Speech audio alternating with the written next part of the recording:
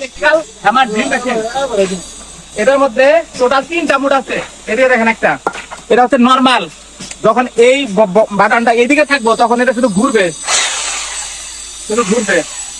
এরপরে এইখানে চাপটা ধরে যদি আমরা এদিকে ঘুরানি দেই এখানে, তাহলে এটা ঘুরবে বা একটা ভাইব্রেশন হবে। এটা হচ্ছে হ্যামার ড্রিল। আর যখন আমরা এই নবটা চাপটা ধরে এদিকে দিব তখন শুধু এটা হ্যামারিং, অর্থাৎ এটা আমাদের ওয়াল ভাঙার জন্য শুধু ভাইব্রেশন করবে।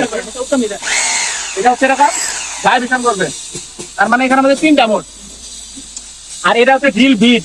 এটা খোলার জন্য আমাদের এই যে একটা যে মাথাটা আছে, মাথাটা এরকম চাপ দিতে হবে এবং এটা হালকা টান দিলে এটা খুলে যাবে। লাগানো যখন লাগাবো তখন এটার কিছু করার দরকার নাই। এরকম ধরে এরকম যদি এক চাপে যদি না যায় তাহলে এটা কি করবো আমরা, এরকম হালকা করে একটু মোটরে দেওয়ার পর যদি চাপ দিয়ে তাহলে লেগে যাবে। আবার খোলার জন্য এরকম চাপ দিয়ে টান দিব, খুলবে। যখন লাগাবো তখন যদি সোজা চাপ দিলে না যায় তাহলে হালকা করে একটু ঘুরানি দিয়ে এটা যখন চাপ দিব তখন এরকম লেগে যাবে। আছে সুইচ। এটা যত আমরা আস্তে চাপ দিব তত এটা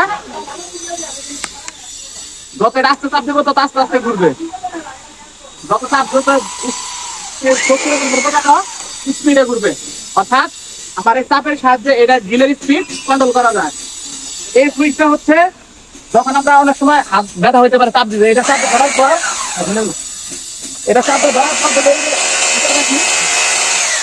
তাহলে এটা ছুটবে না। এটা ছুটানোর জন্য কি করতে হবে, দ্বিতীয়বার আবার এই সুইচটা এরকম চাপ দিলে এটা ছুটে যাবে। একটা জিনিস এইটা এই পাশে 2টা আছে, এই 2 পাশে ধরে আমরা এই ড্রিল মেশিনটা উল্টা এবং সিধা ঘুরাতে পারি। দেখেন কতটা ঘুরতেছে এদিকে, অর্থাৎ এদিকে ঘুরতেছে। যদি আমরা এই সুইচটা যদি এরকম করে ঘুরানি দেই আমাদের এটা উল্টা দিকে ঘুরবে। তাহলে শর্টকাটে বলতে গেলে আমার এই সুইচটা হচ্ছে মুড চেঞ্জ করার।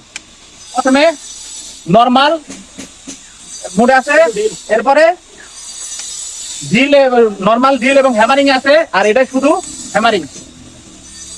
আর এটা হচ্ছে আমাদের সুইচ। যখন আমরা এটা এরকম চাপ ধরে রাখবো আর এটা প্রেস করবো তখন আমাদের কি হবে, এটা ছুটবে না, এটা লক হয়ে গেছে। তার মানে কন্টিনিউ ড্রিলটা ছুটে থাকবে। আর এটারে এই লকটা ছাড়ানোর জন্য দ্বিতীয় পার্ট এখানে চাপ দিয়ে তাহলে এটা ছেড়ে যাবে। আর এটা হচ্ছে কি আমাদের এই ড্রিল মেশিনটা রিভার্স ফরওয়ার্ড করার জন্য, অর্থাৎ ঠিক দিকে উল্টা দিকে ঘোরানোর জন্য। আর এটা যখন আমরা বিট লাগাবো তখন এটা ভিতর করে চাপ দিব, নরমালি না গেলে হালকা একটু ঘুরানি দিলেই লেগে যাবে। এবং খোলার সময় আমরা এটার প্রেস করে যখন বিট টান দিব তখন এটা খুলে যাবে। ধন্যবাদ।